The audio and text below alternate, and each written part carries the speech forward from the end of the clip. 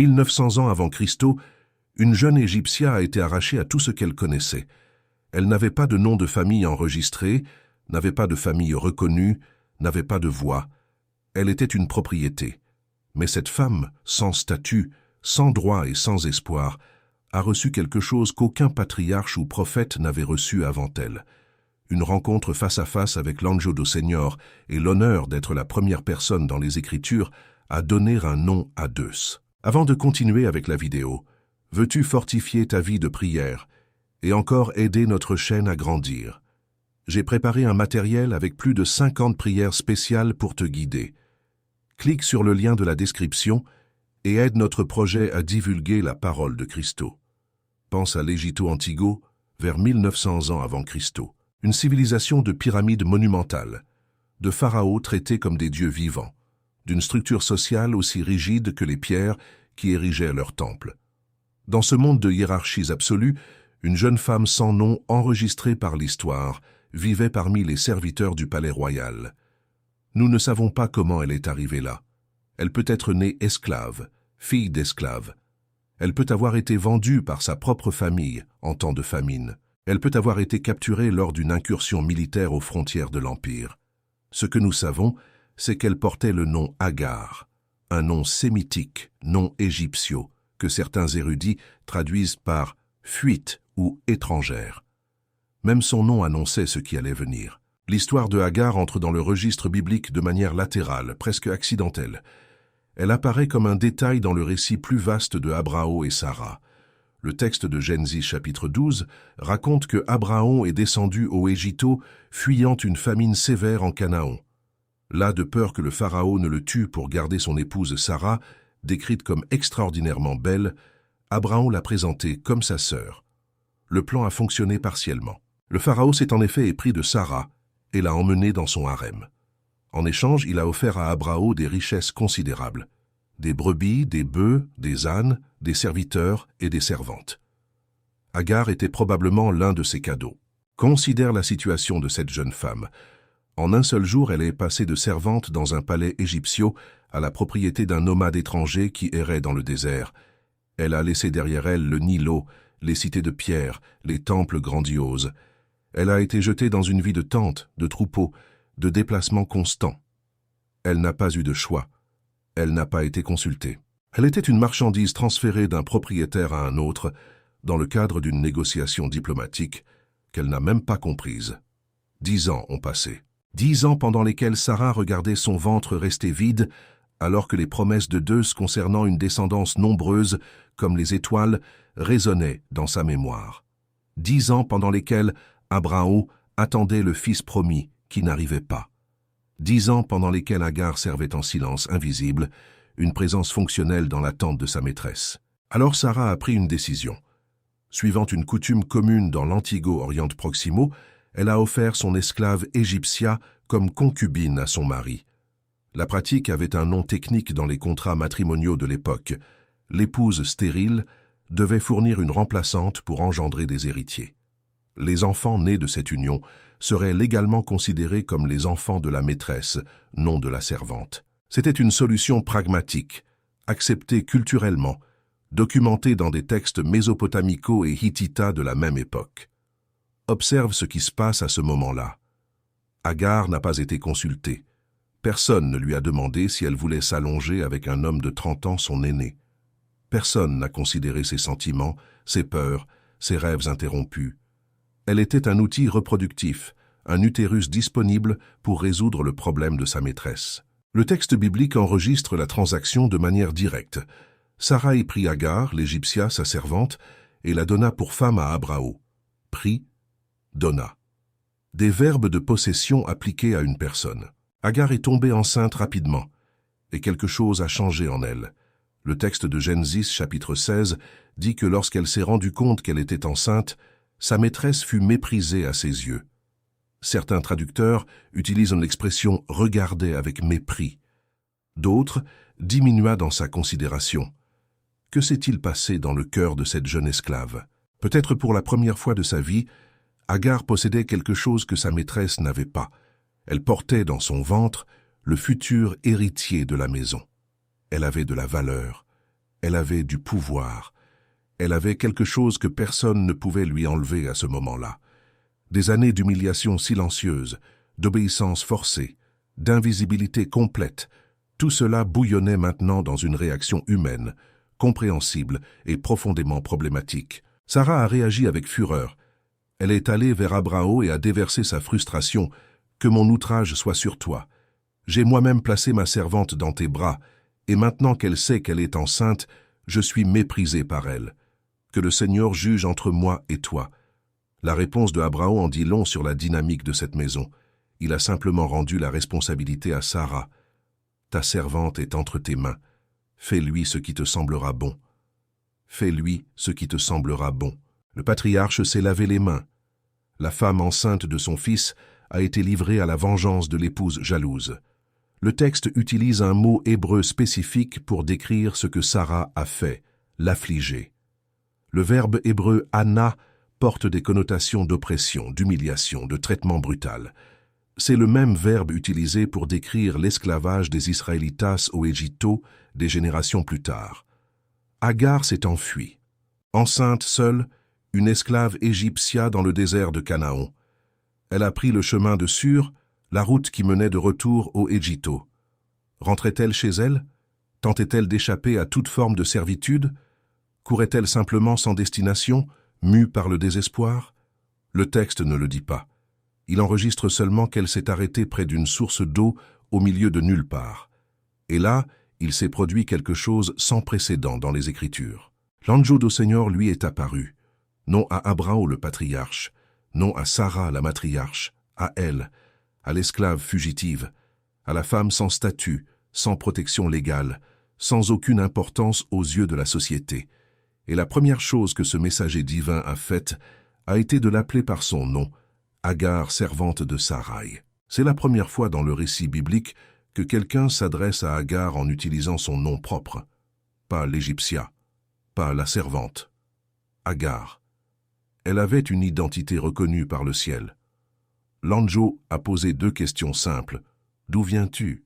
Où vas-tu? Agar a répondu avec une honnêteté brutale. Je fuis la face de ma maîtresse Sarai. L'ordre qui a suivi semble dur aux oreilles modernes. Retourne vers ta maîtresse et humilie-toi sous ses mains. Retourne à l'oppression. Retourne à l'humiliation. Retourne dans la maison où tu n'es pas vu comme une personne. Mais avec cet ordre est devenue une promesse extraordinaire. L'anjo a déclaré qu'il multiplierait la descendance de Agar de telle sorte qu'elle ne pourrait être comptée. Il a dit qu'elle donnerait naissance à un fils et l'appellerait Ismaël. 200 ans, parce que le Seigneur avait entendu son affliction. Il a décrit l'avenir de ce fils avec des images de liberté sauvage.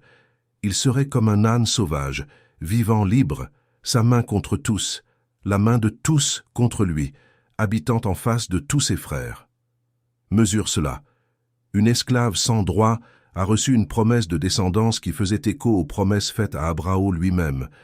Une femme que la société considérait comme une propriété jetable a entendu que son fils serait le début d'une nation. Et alors Agar a fait quelque chose qu'aucun être humain n'avait fait auparavant dans les Écritures. Elle a donné un nom à Deus. « Tu es le Deus qui voit », a-t-elle déclaré. En hébreu, El Roi. Et elle a ajouté « Ai-je vu ici celui qui me voit ?» El Roi, le Deus qui voit. Agar, l'invisible, l'a méprisé, la fugitive, elle a nommé le divin. Elle a reconnu qu'au moment de son plus grand dénuement, quand aucun œil humain ne se souciait d'elle, il y avait un regard qui l'avait trouvée. Un Deus qui voyait des esclaves enceintes pleurer dans le désert. Un Deus qui entendait le cri silencieux des sans-voix. Elle est revenue. Elle est retournée dans la maison de Abraham et Sarah. Elle est retournée à la servitude. Elle est retournée à l'humiliation. Mais elle est revenue différente. Elle est revenue portant la certitude que le Deus qui voit était attentif à elle. Ismaël est né. Abraham avait 86 ans. Pendant 13 ans, ce garçon fut le seul fils du patriarche. Pendant 13 ans, Agar a occupé une position ambiguë dans la maison, esclave, mais mère de l'héritier. Invisible, mais indispensable. Alors Sarah est tombée enceinte. Contre toute probabilité biologique, elle avait 90 ans, Abraham en avait 100, le fils promis est arrivé. Isaac est né. Et avec sa naissance, la position de Agar et Ismaël a changé radicalement. Le texte de Genèse chapitre 21 enregistre une fête de sevrage pour Isaac. Pendant la célébration, Sarah a vu Ismaël, maintenant un adolescent d'environ 14 ans, faire quelque chose qui l'a profondément troublé. Le mot hébreu utilisé est ambigu, il peut signifier riant, se moquant ou jouant. Certains commentateurs suggèrent que Ismaël ridiculisait le petit Isaac.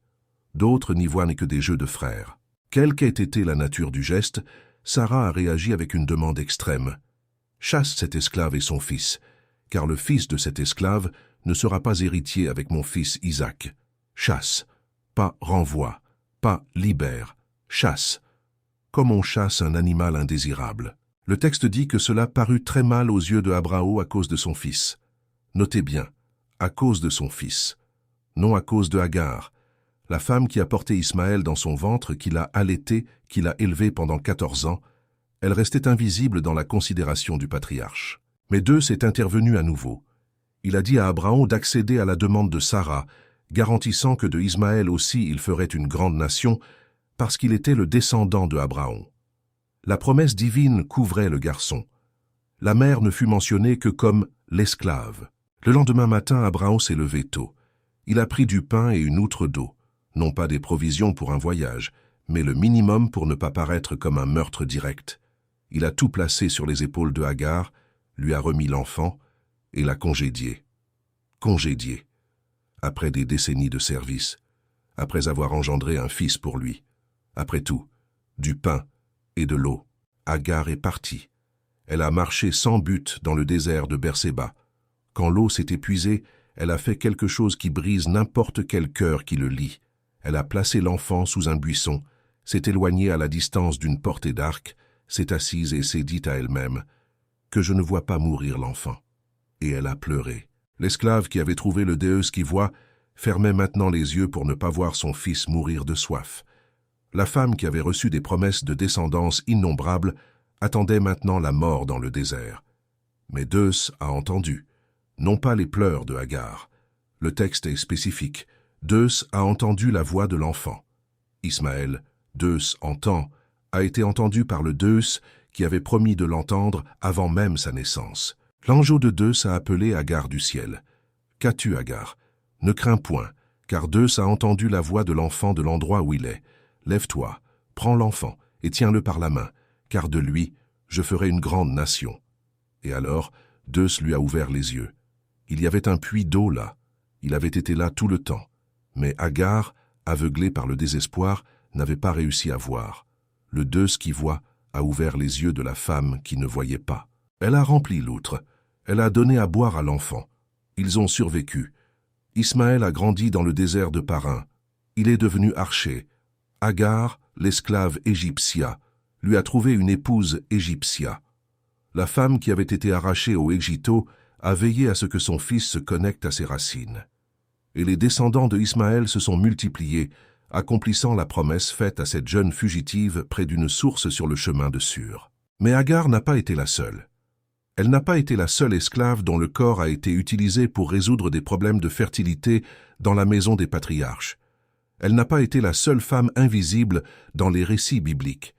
Pense à Zilpa et Bila. Quand Jacob, petit-fils de Abraham, s'est marié avec Lia et Rachel, chacune des épouses a reçu une servante en cadeau de son père Labao. Zilpa est allée à Lia, Bila est allée à Rachel. Et quand la compétition pour les enfants entre les deux sœurs s'est intensifiée, ces servantes ont été offertes comme concubines. Rachel, frustrée par sa stérilité, dit à Jacob « Voici ma servante Bila, va vers elle pour qu'elle enfante sur mes genoux et que par elle j'ai aussi des fils. » L'expression « sur mes genoux » était technique. Elle signifiait que légalement les enfants seraient de Rachel, non de Bila. Bila a engendré Dan et Naphtali. Lia, voyant qu'elle avait cessé d'enfanter, a offert Zilpa. Zilpa a engendré Gad et Aser. 4 des 12 tribus de Israël, 4 des patriarches qui donneraient leur nom au peuple de Deus, sont nés d'esclaves qui n'ont pas eu de choix. Aucune d'elles n'est citée dans les Écritures prononçant un seul mot. Nous ne savons pas ce qu'elles ressentaient. Nous ne savons pas si elles ont pleuré les nuits après avoir été livrées à un homme qui ne les aimait pas. Nous ne savons pas si elles rêvaient de liberté. Le texte biblique les traite comme des instruments fonctionnels, des utérus disponibles dans une guerre de fertilité entre deux sœurs. Bila et Zilpa. Leurs noms signifient respectivement insouciante et une goutte, ironique. L'une était tout sauf insouciante, l'autre était plus qu'une goutte. Elle était une source de 4 tribus. Et ce n'étaient pas seulement des esclaves domestiques qui peuplaient le monde antique. Il y avait une autre catégorie encore plus brutale, les femmes capturées à la guerre. Deutéronomio chapitre 20 et 1 préserve une législation spécifique sur ce thème. Quand les Israélites partaient au combat et que le Seigneur livrait leurs ennemis entre leurs mains, si un homme voyait parmi les captifs une femme belle et la désirait, il pouvait la prendre pour femme. Mais il y avait un processus. La femme devait être emmenée dans la maison du soldat. Là, elle devait se raser la tête, se couper les ongles, quitter ses vêtements de captive et pleurer son père et sa mère pendant 1 mois entier. Ce n'est qu'après cette période de deuil que l'homme pouvait s'approcher d'elle comme mari. Que signifiait ce rituel? Les érudits en débattent. Certains y voient une tentative d'humaniser le processus, donner à la femme le temps de traiter la perte de sa famille, de sa culture, de son identité antérieure. L'acte de se raser la tête et de se couper les ongles marquait une transition. Elle cessait d'être qui elle était pour devenir une partie de Israël. Les vêtements de captive étaient remplacés par des vêtements neufs. Une identité était effacée pour qu'une autre soit construite. D'autres y voient une tentative de protection. Dans de nombreuses cultures anciennes, les femmes capturées à la guerre étaient violées immédiatement, traitées comme un butin jetable. La loi de Deutéronomio imposait une attente obligatoire. Pendant 30 jours, le désir du soldat était forcé de se refroidir. La femme avait le temps de montrer son humanité, d'être vue comme une personne, pas seulement comme un corps. Certains hommes, après cette période, renonçaient peut-être. D'autres développaient peut-être quelque chose au-delà du désir brut. La loi établissait également des limites ultérieures. Si l'homme, après avoir consommé le mariage, ne trouvait plus de plaisir en la femme, il ne pouvait pas la vendre comme esclave. Il ne pouvait pas la maltraiter. Il devait la laisser partir libre parce que tu l'as humiliée. Le texte reconnaissait qu'il y avait une humiliation dans le processus, même lorsqu'il était réglementé. Comparez cela avec ce qui se passait dans d'autres nations. Les Assyrios empalèrent les femmes capturées. Les Babylonios les distribuaient entre les soldats comme récompense temporaire. Les Cananéus les sacrifiaient à des dieux comme Moloch.